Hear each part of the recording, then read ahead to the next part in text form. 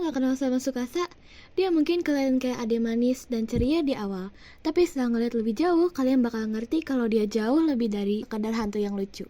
Tsukasa ini adalah kembaran dari Hanako, salah satu karakter yang paling gila dan penuh rahasia di Jibaku Shonen Hanako-kun. Kalau kalian kira dia cuma muncul buat jadi ade yang gemesin, kalian salah besar nih. Gak cuma sekedar hantu iseng, Tsukasa punya niat jahat yang gak bisa dianggap enteng. Jadi siap-siap, kita bakal bahas perjalanan Tsukasa dari ade yang kelihatan innocent, jadi karakter yang penuh misteri dan juga penuh kegilaan. Yuk kita mulai! Jangan salah, Tsukasa bukan cuma karakter pelengkap yang muncul sekedar jadi ade Hanako. Ternyata dia adalah karakter yang lebih kompleks dan punya peran besar dalam cerita. Seorang ade yang tampaknya ingin perhatian, Tsukasa malah jadi sosok yang jauh lebih mengancam, dan bahkan bisa dibilang berbahaya. Awalnya, Tsukasa tampak seperti hantu yang gak bisa dipisahin dari kakaknya.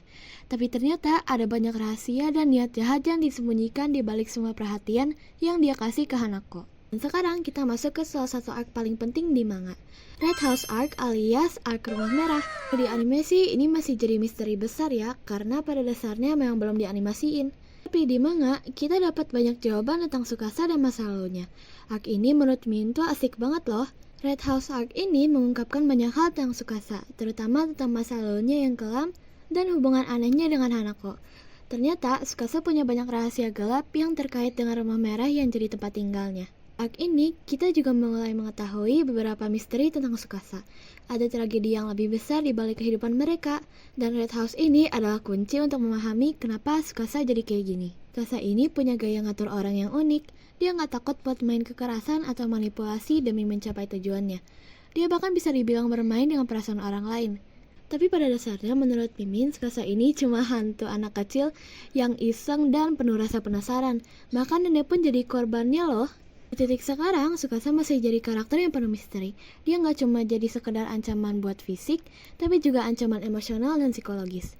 Kadang dia kelihatan polos banget, tapi siapa sangka dia bisa nyuruh orang lain buat berbuat hal yang mengerikan. Kenapa Tsukasa ini jadi salah satu karakter yang paling seru buat diikutin? Karena dia nggak bisa diprediksi. Dari yang awalnya kelihatan kayak ade manis, dia berubah jadi sosok yang penuh dengan misteri dan jahat. Tsukasa ini tipe karakter yang suka bikin kita mikir, dia maunya apa sih? Tapi ya itu, buat kalian yang suka karakter yang agak psycho, Tsukasa ini adalah pilihan yang tepat. Saran Mimin, kalau kalian pengen tahu lebih jauh tentang Tsukasa, cobain deh baca manganya. Ada beberapa arc yang menurut Mimin itu penting kalau misalnya kalian mau tahu tentang Tsukasa. Dia benar-benar lebih dari sekedar ade yang nempel sama kembarannya. Begitu dulu pembahasan kita kali ini. Jangan lupa like, komen, dan subscribe ya. Kalau kalian punya teori-teori tentang Tsukasa, jangan lupa komen. Sampai ketemu di video selanjutnya. Matane!